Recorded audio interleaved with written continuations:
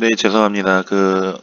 요 강의 녹화 툴을 사용하는 데 있어서 처음 사용하다 보니까 이게 녹화를 중지를 한번 하고 일시정지가 될 줄 알았는데 이게 녹화가 끊어져 버리네요. 그래서 처음부터 다시 할 수 없어서 우선 파일을 나눠가지고 이렇게 업로드하였습니다. 그래서 우리가 아까 전에 순방향 바이어스, 옆방향 바이어스에 이야기하다가 멈췄는데 우선 순방향 바이어스 다이오드라는 게 이제 순방향 바이어스 상태에서 이제 전류가 흐르게 되고 그러면 양단 전압이 0.7V가 된다.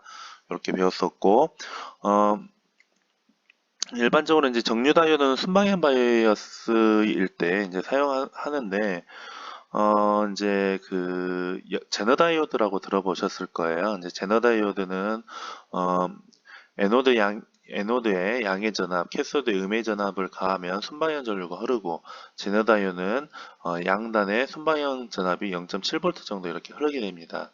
그러나 이제 제너 다이오드는 옆방향 항복 영역에서 동작하는 소자예요. 옆방향 항복 영역에서 동작하는 소자. 어, 그 말에 대해서 이제 좀 이야기를 해보면, 제너 다이오드 이제 특성 전압, 전류 특성 곡선을 보시면, 에노드의 음의 전압을, 캐소드의 양의 전압을 인가하는 것을 옆바이어스라고 우리가 배웠었죠.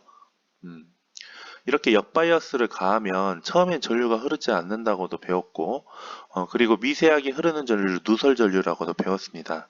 자, 그럼 이때까지 전류가 흐르지 않다가 제너 항복 전압인 VZ 이상의 역방향이 전압이 가해지면 역방향 항복 영역에서 동작하게 되고 이때 흐르는 전류를 제너 전류라고 하는데 역방향 전류가 흐르게 돼요.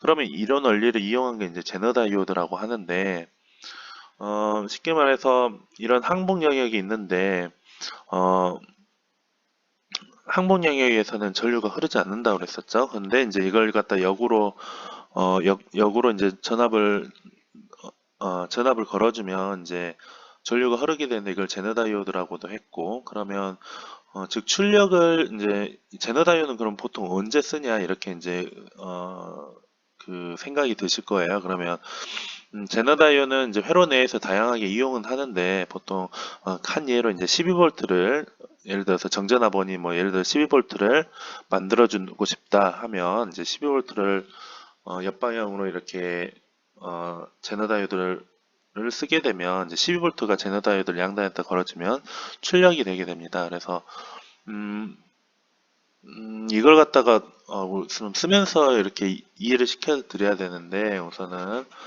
어, 이렇게 정리하고 넘어가죠. 그러면 다이오드에서 우리가 배웠고 다이오드는 순방향 바이어스, 옆방향 바이어스란 동작 특성을 갖고 있다. 근데 순방향 바이어스 상태는 양단 전류가 흐르게 되면 문턱 전압이 이제 0.6에서 7V 이상 흘러주면 이제 전류가 흐르게 되고 에노드에서 캐소드로 흐르게 된다. 근데 옆방향 바이어스는 이제 쉽게 말해서 이제 순방향 말고 반대 방향으로 전원을 넣어주면 전류가 흐르지 않지만 미세 전류가 흐르게 되면 그건 누설 전류라는 것을 배웠고, 그다음에 다이오드는 이제 순방향 바이어스가 이제 보통 이제 그런 그 특징이 있지만 이제 옆방향 바이어스를 이용해서 이제 항복 전압 이상을 걸어주게 돼서 사용하게 되는 것을 제너 다이오드다. 이렇게 정리하고 넘어가면 될 것 같습니다. 그리고 이제 교재 보면 그림 2.0.3 이 전원장치 내부에 대해서 이제 나와 있죠. 면 우리가 보통 이제 어, 교재 43페이지입니다. 컴퓨터 전원장치의 내부 구조이죠. 그래서 사진을 잠깐 설명드리면 이제 220V가 인가되면 이렇게 교류 단상 220V가 인가되면 보통 일반적으로 전자파 보통 이제 뭐 여러분들 뭐 가전제품에 EMI라고 이렇게 스티커 붙어져 있는 거 보셨는지 모르겠지만 거기 보면 이제 그 EMI 전자파는 크게 두 가지가 나눠지죠. 전자파 시험을 하다 보면 이제 전자파에는 전도방사가 있는데 이런 전도방사의 전자파를 갖다가 잡아주기 위해서 이런 필터부가 존재하게 됩니다.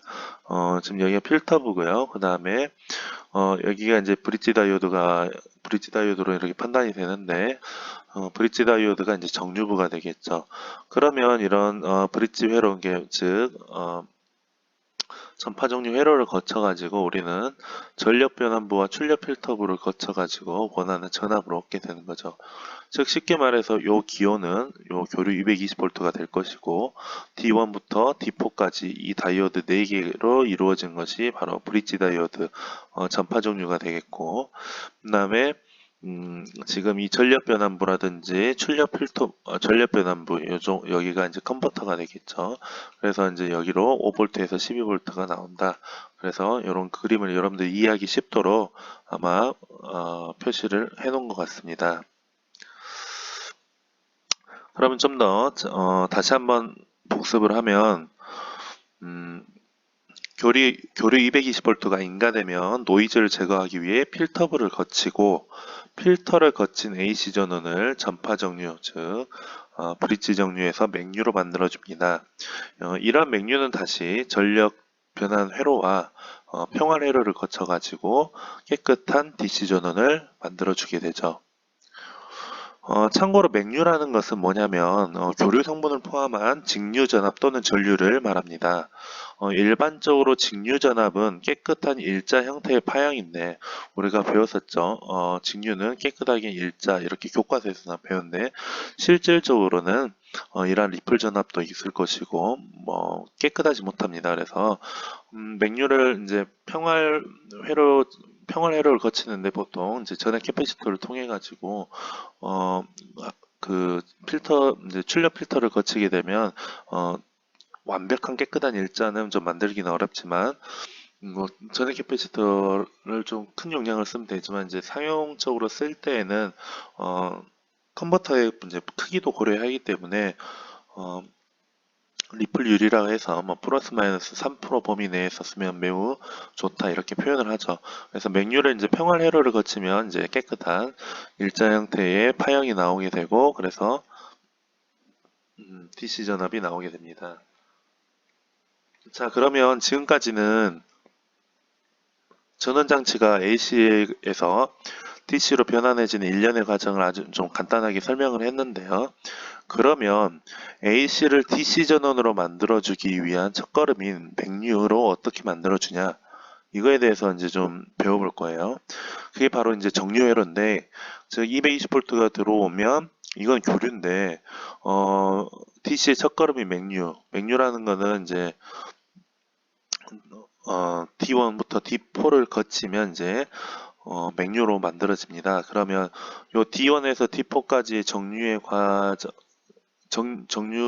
정류를 이제 다이오드가 하게 되는데 그게 이제 브릿지 다이오드가 하나로 하기도 하고 그다음에 일반 그냥 정류 다이오드 4개를 조합을 해서 브릿지 다이오드와 같은 효과를 내는 음, 다이오드 특성을 우리 아까 순방향 바이어스 특성을 이용해 가지고 이제 정류를 하게 됐죠. 그러면 여기 바로 정류 회로인데 그 다음에는 이제 정류 회로에 대해서 교재에 나와 있어요. 그래서 음, 여기 이제 이 회로를 보시면 다이오드 4개를 이용해서 전파 정류를 하는 걸 볼 수 있어요. 전파 정류에 대해서 자세한 사항은 이제 한번 뒤에서 보도록 하죠. 그 전에 다이오드에 대해서 다이오드에서 다시 한번 이제 설명을 복습하고 정리하면 다이오드에서 아까 요 사진이 이제 요 회로가 이제 이 회로가 되겠죠. 또 똑같은 그림입니다. 그러면 우리가 일반적으로 220V라면 이러한 사인웨이브 파형이 이렇게 나오죠. 근데 이걸 갖다가 이제 이 정류 회로를 거치면 이렇게 맥류로 파란색 그림과 같이 이렇게 맥류 파형으로 변형이 됩니다. 그러면 이걸 갖다가 이제 우리가 필터를 거치게 되면 이렇게 이제 출력 회로가 나오죠. Vout이라고 표시되어 있는 이 파란색 부분이 이 부분인데 이러한 그 리플류를 줄여주기 위해서 캐패시터를 필터 회로로 사용하고 있습니다. 그래서 뭐 다이오드는 일반적으로 많이들 보는 다이오드는 이런 다이오드들이 있겠고요. 이거는 다이오드가 뭐 다이오드 종류에 대해서 나와 있습니다. 그래서 뭐 다이오드 뭐 이거는 그냥 패킹 형태에 따라서 뭐 이런 것들이 있다 이 정도로만 알아두시고 일반적으로 이렇게 전파 종류 할 때는 이런 다이오드를 주로 사용하고 브릿지 다이오드를 사용합니다. 그래서 이제 그 전파 종류에 대해서 이제 배워볼 건데요. 즉 쉽게 말해서 이 부분에 대해서 배워볼 거예요. 이 부분 D1에서 D4까지 이 부분에 대해서 이제 좀 배워보도록 합시다.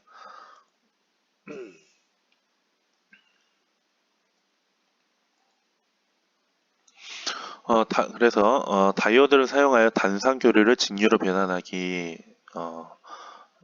이렇게 이렇게 제목이 나와 있는데 즉 이 말은 뭔 말이냐면 아까 220V 전원에서 우리가 단상 220V 전원이었죠.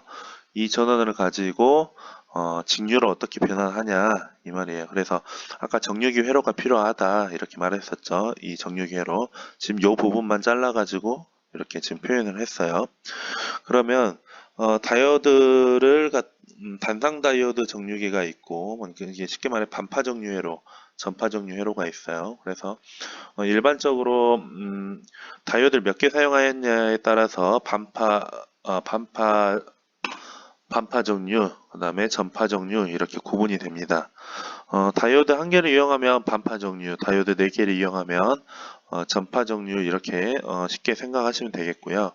우리 교재에서는 반파 정류는 생략되어 있더라고요. 보니까 반파 종류는 생략되어 있고 이제 전파 종류만 나와 있는데 일반적으로 반파 종류를 사용하지 않습니다. 왜냐하면 반파 종류는 뭐 정말 뭐 저와테이지라든지 뭐 효율을 크게 무시하는 회로에서는 뭐 적용할 수 있겠지만 일반적으로 요즘 뭐 고효율화 돼가고 있고 모든 전자제품들이 그렇기 때문에 효율이 이제 반파 종류를 하게 되면 한쪽만 출력이 되기 때문에 효율이 전파 종류에 비해서 현저히 낮아요. 현저히 낮아지기 때문에 실제 반파 종류를 이용한 것보다 전파 종류를 일반적으로 이용하기 때문에 생략된 것 같고요. 반파 종류는 사인파를 양의 방향, 그 다음에 음의 방향 한쪽으로만 전류를 하여 출력한다 하여서 반파 종류다 이렇게 표현을 하고 있어요. 쉽게 뭔 말이냐면 그 반파 종류는 아까 우리가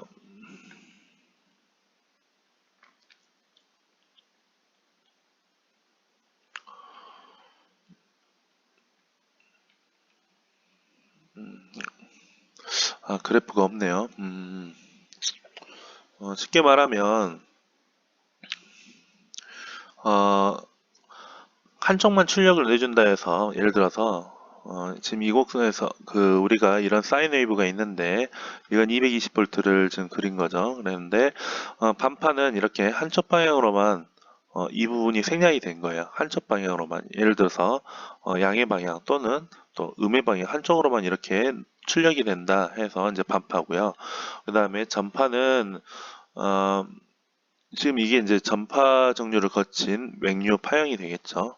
즉, 이 양단을 찍어보면, 양단을 찍어보면, 지금 이러한 파란색 그래프가, 나타나게 됩니다. 그래서, 이런 그 맥류 파형에다가 이러한 캐패시터를 하나 추가하게 되면, 평활하게 돼서, DC 파형이 좀 더 가까워지게 되죠. 그래서,